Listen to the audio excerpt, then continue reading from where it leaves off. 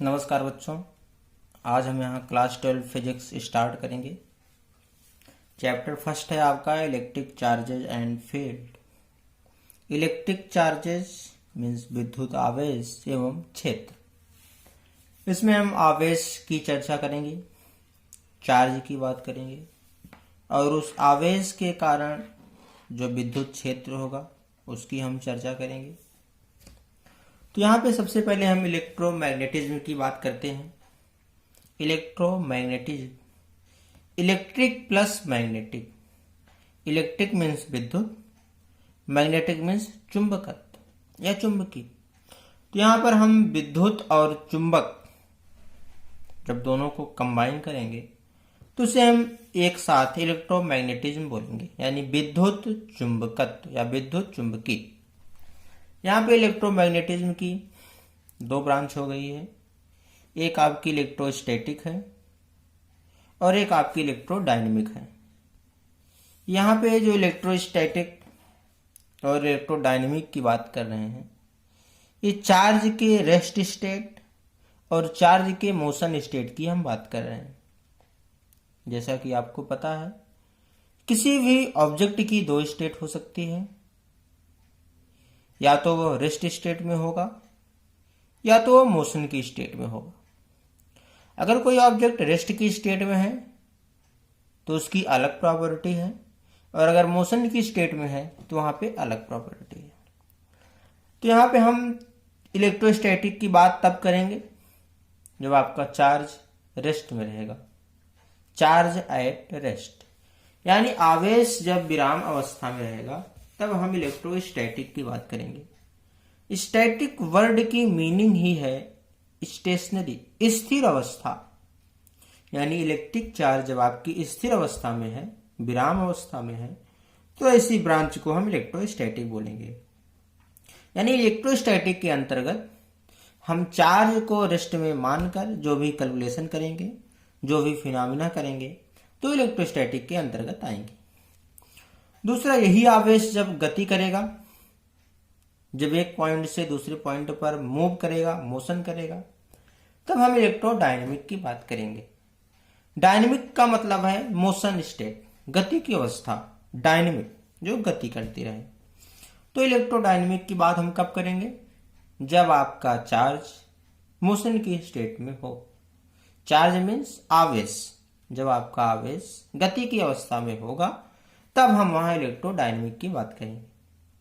आवेश अगर गति की अवस्था में है, चूंकि आवेश है, तो इलेक्ट्रिक फील्ड तो उसके पास आसपास रहेंगी ही, साथ ही साथ अगर गति की अवस्था में है तो मैग्नेटिक फील्ड भी आएगी। यानी चार्ज जब मोशन में होगा तो वहां पे इलेक्ट्रिक फील्ड आएगी और मैग्नेटिक फील्ड आएगी, लेकिन चार्ज जब रेस्ट में रहेगा तो सिर्फ वहां पे इलेक्ट्रिक फील्ड आएगी, सिर्फ और सिर्फ विद्युत क्षेत्र आएगा। लेकिन यही आवेश अगर गति करेगा तो विद्युत क्षेत्र के साथ साथ चुंबकीय क्षेत्र भी आएगा। तो चार्ज जब मोशन करेगा तो हमें इलेक्ट्रिक करंट मिलेगी।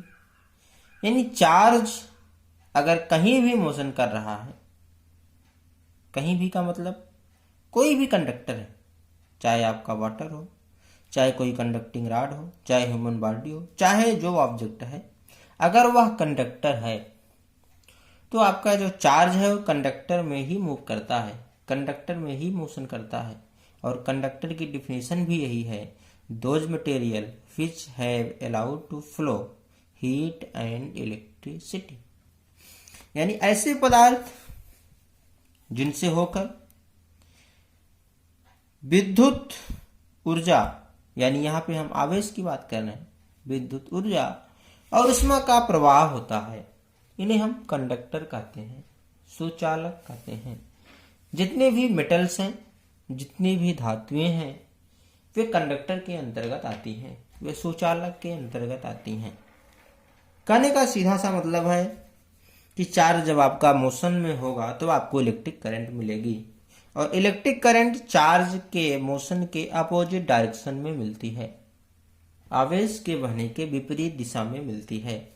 क्योंकि चार्ज मूव कर रहा है तो वहां पे मैग्नेटिज्म भी आएगा, चुंबकत्व भी आएगा, और इलेक्ट्रोडायनेमिक के अंतर्गत आप इलेक्ट्रोमैग्नेटिक इंडक्शन भी पढ़ेंगे और अल्टरनेट करंट भी पढ़ेंगे। अल्टरनेट करंट, यहाँ पे करंट के दो टाइप पढ़ाए जाएंगे आपको, एक अल्टरनेट करंट होगा और एक डायरेक्ट करंट होगा।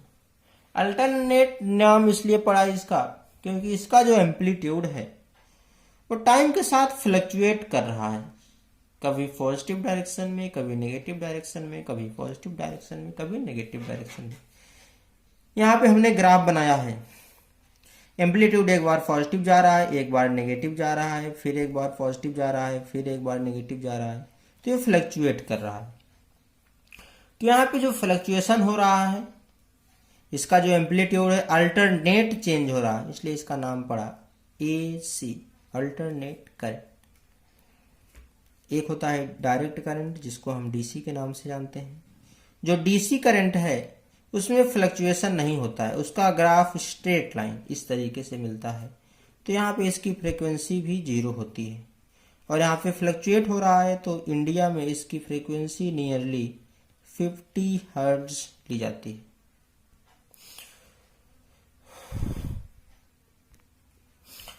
अब अगर हम चार्ज की बात करें तो चार्ज क्या है? चार्ज किसी मैटर की फंडामेंटल प्रॉपर्टी है, प्राथमिक गुण है, किसी द्रव्य का प्राथमिक गुण है। अब द्रव्य में आपके सॉलिड भी आ गए, लिक्विड भी आ गए, गैस भी आ गए, यानी चार्ज आपका सॉलिड में भी हो सकता है, चार्ज लिक्विड में भी हो सकता है, चार्ज गैस में भी हो सकता है। यानी मैटर की कोई भी स्टेट है तो उसमें हम चार्ज का ट्रांसफर कर सकते हैं। तो चार्ज को अगर हम समझना चाहें तो चार्ज आपकी एक फंडामेंटल क्वांटिटी भी है, जो 7 फंडामेंटल क्वांटिटी 11th में आपको बताई गई है, उसमें से एक चार्ज भी है। दूसरा, charge intrinsic property of matter है, यानी इंट्रिंसिक प्रॉपर्टी है मैटर की। यहाँ पे यूनिट की अगर हम बात करें चार्ज के तो एक कूलाम है, इसको शार्ट में हम C से दिखाते हैं। इसका सिंबल कैपिटल Q और स्मॉल q दोनों यूज होते हैं जहां जैसी जरूरत पड़ती है। अगर चार्ज का अमाउंट कम है तो वहां पे स्मॉल q दिखाते हैं, चार्ज का अमाउंट थोड़ा सा ज्यादा है तो वहां पे कैपिटल Q दिखाते हैं। बाकी नोटेशन फॉर्म है, आप कैपिटल Q भी दिखा सकते हैं, स्मॉल q भी दिखा सकते हैं, जैसे आपकी रिक्वायरमेंट होगी। दूसरा, चार्ज आपकी स्केलर क्वांटिटी है, चार्ज आपकी अदिश राशियां हैं। अदिश राशियां वे राशियां होती हैं जिनको व्यक्त करने के लिए सिर्फ परिमाण की जरूरत पड़ती है। Scalar quantity those physical quantity which have only magnitude, जैसे आपकी एरिया है, वॉल्यूम है, टाइम है, टेम्परेचर है और आपकी चार्ज है। यानी चार्ज आपकी स्केलर क्वांटिटी है, अदिश राशि है।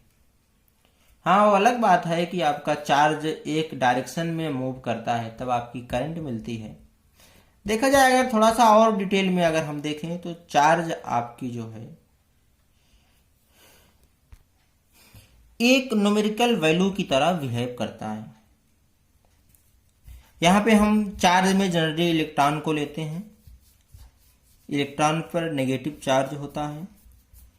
नेगेटिव चार्ज की जो वैल्यू होती है वो 1.6 इंटू 10⁻⁻19 कूलाम एक फंडामेंटल चार्ज की न्यूमेरिकल वैल्यू है। तो ये हम कह सकते हैं यहाँ पे कि आपकी चार्ज जो है स्केलर क्वांटिटी है। दूसरा, अगर हम टाइप्स ऑफ चार्ज की बात करें तो दो प्रकार के चार्ज होते हैं, एक पॉजिटिव चार्ज जिसको प्लस साइन से दिखाते हैं, दूसरा नेगेटिव चार्ज जिसको माइनस साइन से दिखाते हैं। पॉजिटिव चार्ज धनात्मक चार्ज, नेगेटिव चार्ज ऋणात्मक चार्ज। यहाँ पे बेसिक प्रॉपर्टी आपको 10th में बताई गई होगी कि जब दो समान प्रकार के चार्ज होते हैं तो आपस में प्रतिकर्षित करते हैं। यानी पॉजिटिव चार्ज के पास कोई पॉजिटिव चार्ज जाएगा तो उसको प्रतिकर्षित करेगा, लेकिन विपरीत प्रकार के जो आवेश होते हैं वो एक दूसरे को आकर्षित करते हैं। अगर पॉजिटिव चार्ज के पास कोई नेगेटिव चार्ज आता है तो उसको अट्रैक्ट करता है। तो positive and negative are repulsive in nature. Positive negative, negative positive is attractive in nature. ये चार्ज की प्रॉपर्टी है कि चार्ज लाइक चार्जेस को रिपल करता है, अनलाइक चार्जेस को अट्रैक्ट करता है। जो आपका प्रोटॉन होता है वो पॉजिटिव चार्ज माना जाता है और जो इलेक्ट्रॉन होता है वो नेगेटिव चार्ज माना जाता है। किसी भी एलिमेंट की अगर हम बात करें तो प्रोटॉन पॉजिटिव साइन के साथ सबसे मिडिल में, इलेक्ट्रॉन इसके आसपास क्लाउड के फॉर्म में, बादल के फॉर्म में रिवॉल्व करता रहता है। जितना मैग्नीट्यूड इसका रहता है उतना मैग्नीट्यूड इस इलेक्ट्रॉन का ही रहता है, तभी ये दोनों मिलाकर न्यूट्रल रहते हैं। यानी इलेक्ट्रॉन पर अगर हम देखें तो चार्ज -1.6 इंटू 10⁻⁻19 कूलम और प्रोटॉन पर +1.6 इंटू 10⁻⁻19 कूलम इतना चार्ज होता है। अगर नंबर ऑफ प्रोटॉन और नंबर ऑफ इलेक्ट्रॉन इक्वल है किसी एलिमेंट के तो एलिमेंट आपका न्यूट्रल है, यानी उस पर कोई चार्ज नहीं है।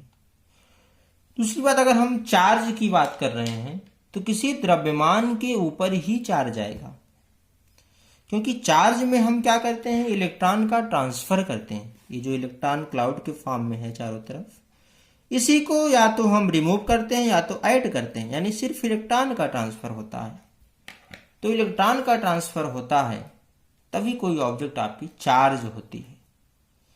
चार्ज आपकी कंजर्वेटिव क्वांटिटी है। कंजर्वेटिव क्वांटिटी का मतलब है कि चार्ज को आप उत्पन्न नहीं कर सकते और चार्ज को आप नष्ट भी नहीं कर सकते। सिर्फ चार्ज को एक ऑब्जेक्ट से दूसरे ऑब्जेक्ट में ट्रांसफर कर सकते हैं। आवेश को एक वस्तु से दूसरे वस्तु में ट्रांसफर किया जा सकता है। तो यहाँ पे जो हम चार्ज की बात कर रहे हैं, यानी जो चार्ज है, जो आवेश है, वो आवेश संरक्षण के नियम का पालन कर रहा है। संरक्षित क्वांटिटी है, संरक्षित राशि है, इसलिए कंजर्वेशन लॉ को फॉलो कर रहा है। Can not be created nor be destroyed but transfer one object to another. यहाँ पे चार्जिंग की 3 विधियां हैं। पहली है कंडक्शन, दूसरी है इंडक्शन, तीसरी है फ्रिक्शन। फर्स्ट आपकी है कंडक्शन, सेकंड आपकी है इंडक्शन और थर्ड आपकी है फ्रिक्शन। कंडक्शन में एक ऑब्जेक्ट आपकी चार्ज होती है, दूसरी चार्ज नहीं रहती है, तो दोनों को एक समीप टच करके रख देते हैं। जब ऐड कर देते हैं साथ में तो जो ऑब्जेक्ट आपकी चार्ज है उससे चार्ज का ट्रांसफर हो जाता है दूसरे ऑब्जेक्ट में, और जब रिमूव करते हैं तो इक्वली चार्ज डिवाइड हो जाता है। इंडक्शन में क्या करते हैं कि एक ऑब्जेक्ट आपकी चार्ज होती है, दूसरी चार्ज नहीं होती है, उसके आसपास रखते हैं तो वह चार्ज को इंड्यूस्ड कर देता है। अगर आपकी कोई रॉड है, मान लीजिए नेगेटिव चार्ज है, तो पॉजिटिव को पोलराइज कर देगा, यानी इंड्यूस्ड कर देगा। तो इससे क्या होगा कि दूसरी ऑब्जेक्ट जो चार्ज नहीं थी वो भी चार्ज हो गई। तीसरा आपका फ्रिक्शन है। फ्रिक्शन मीन्स घर्षण।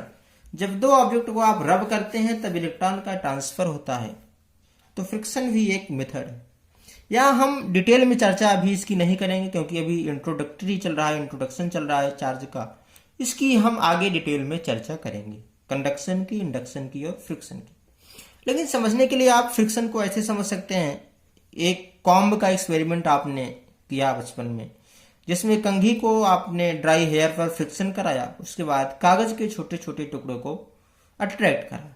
इसमें क्या होता था, जब कंघी को आप अपने सूखे बालों पर फ्रिक्शन कराते थे तो उस कंघी से इलेक्ट्रॉन हो सकता है आपके बालों में चले गए।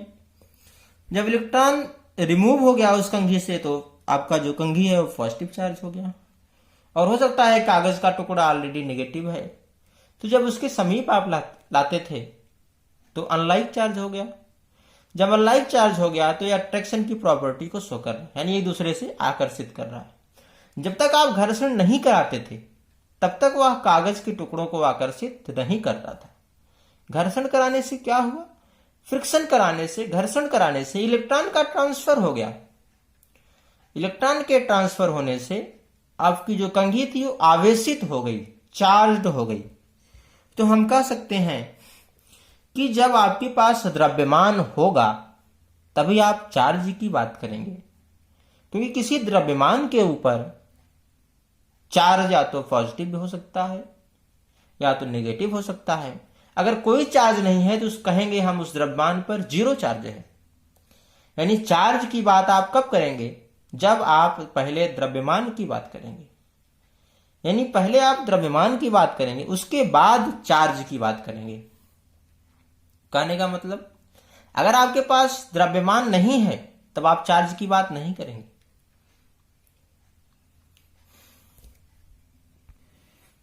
तो यहां पे आप देख रहे हैं, charge always comes with mass.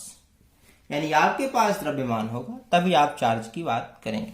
यानी द्रव्यमान पर ही चार्ज आएगा, या तो धनात्मक होगा या तो ऋणात्मक होगा या तो फिर जीरो होगा। यहाँ पे जो इलेक्ट्रॉन है आपका नेगेटिव चार्ज है, जिसकी वैल्यू हमने अभी आपको बताया -1.6 इंटू 10⁻⁻19 कूलाम होता है। या किसी कंडक्टर में जब मूव करता है, जब मोशन की स्टेट में आता है, तो इसकी स्पीड लगभग 10⁻6 मीटर पर सेकेंड होती है।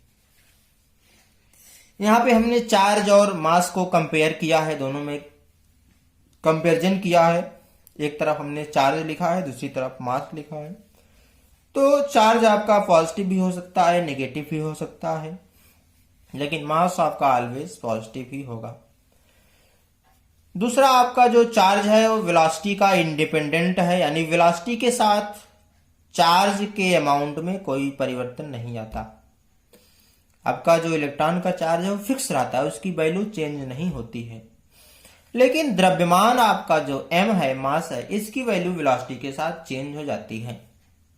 m is equal to m not under root divided by under root 1 - v square by c square. तो यहाँ पे जो आपका m नॉट है वो रेस्ट मास है, और जो m है वो किसी ऑब्जेक्ट का मास है, मास ऑफ ऑब्जेक्ट या मास ऑफ बॉडी। यहाँ पे जो मास ऑफ बॉडी है डिपेंड्स अपॉन वेलोसिटी, यानी v पर डिपेंड कर रही है। हमारे पास एक्सप्रेशन मिला है m बराबर m not divided by under root 1 - v square by c square. Special theory of relativity का यह फार्मूला है। यहाँ पे अगर कोई ऑब्जेक्ट जिसकी वेलोसिटी c के कंपेरेबल हो जाती है, c मतलब क्या है? वेलोसिटी ऑफ लाइट, प्रकाश की चाल 3 इंटू 10⁸ मीटर पर सेकेंड होती है। अगर इसके कंपेरेबल हो जाती है तो वहां पे हम थियरी ऑफ रिलेटिविटी अप्लाई करते हैं, सापेक्षता का सिद्धांत अप्लाई करते हैं। यहां पर जो है, अगर कोई ऑब्जेक्ट है उसकी वेलोसिटी अगर लाइट की वेलोसिटी के बराबर हो जाए तो यहां भी आप लिख सकते हैं c square divided by c square है, तो 1 - 1 हो जाएगा 0। Something upon 0 is equal to infinite. तो यहां से आपका m इनफाइनाइट हो जाएगा, द्रव्यमान इनफाइनाइट हो जाएगा, विच इज इम्पॉसिबल, जो कि असंभव है, क्योंकि द्रव्यमान कभी अनंत नहीं हो सकता।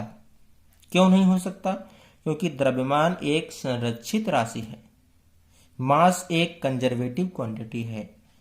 अगर एक कंजर्वेटिव क्वांटिटी है तब इस पर हम कंजर्वेशन लॉ अप्लाई करते हैं। मास can not be created nor be destroy. द्रव्यमान को आप उत्पन्न भी नहीं कर सकते और नष्ट भी नहीं कर सकते, तो अनंत की बात भी आप नहीं कर सकते। तो कहने का मतलब, कोई भी ऑब्जेक्ट, कोई भी वस्तु प्रकाश की चाल के बराबर नहीं चल सकती, उससे थोड़ा सा कम रहेगी, कंपेरेबल स्पीड होगी। तो वहां पे हम special theory of relativity apply करते हैं। तो अभी आपने देखा कि चार्ज आपकी कंजर्वेटिव क्वांटिटी है। चार्ज के दो प्रकार हैं, एक धनात्मक, एक ऋणात्मक। चार्ज वेलोसिटी पर इंडिपेंडेंट है, वेग पर निर्भर नहीं है।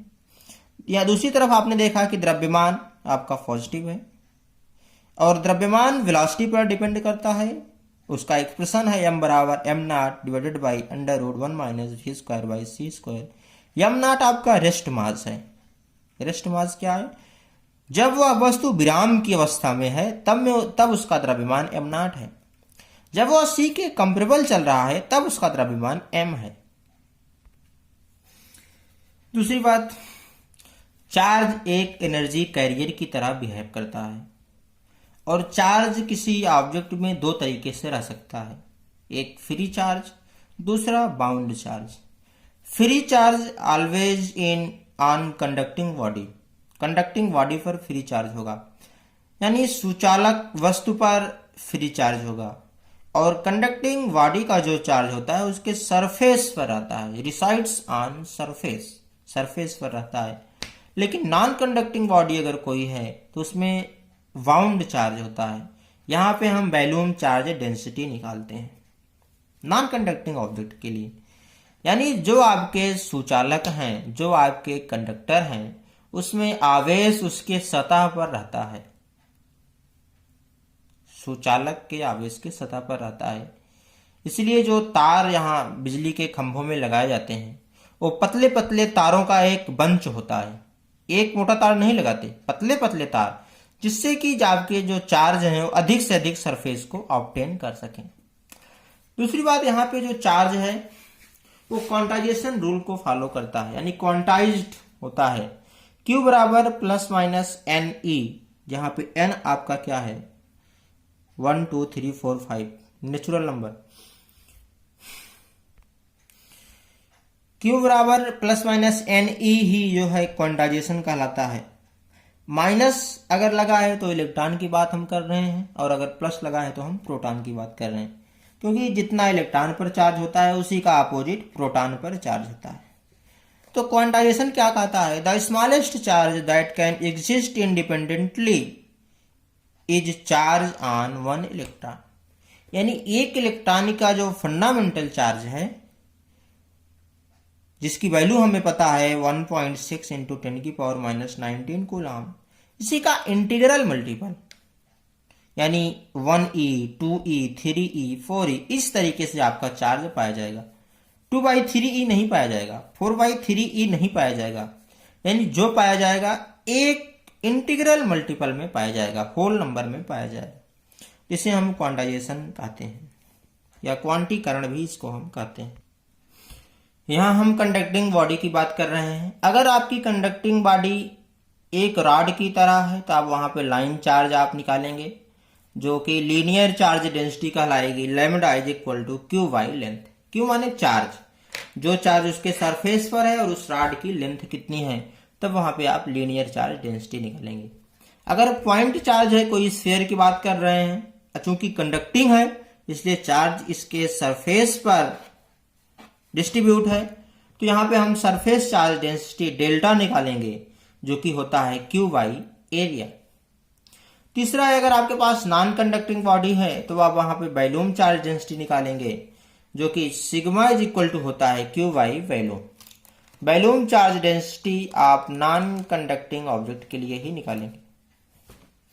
Sigma is equal to Q by volume, volume charge density. Thank you for watching this video. अब अगले वीडियो में हम इलेक्ट्रिक करंट की बात करेंगे, विद्युत धारा की बात करेंगे, जो कि चार्ज के मोशन के कारण ही आएगा।